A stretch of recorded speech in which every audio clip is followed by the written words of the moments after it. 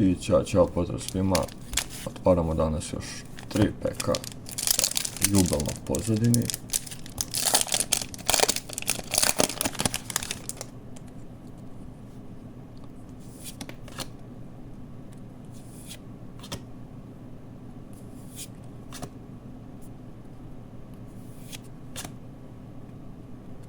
To dobio sam sveću. Dakle, fina Jubel karta.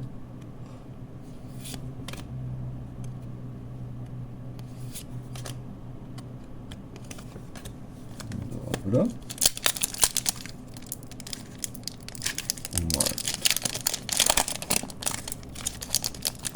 Ovaj nije to lepo da se otvori.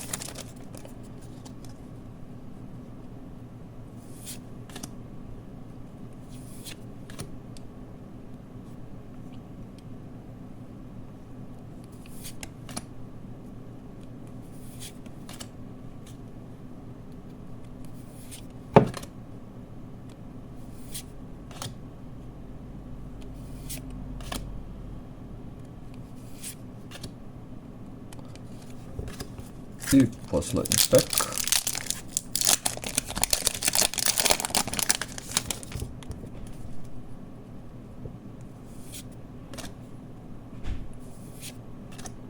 Još jedan PewDiePie dog.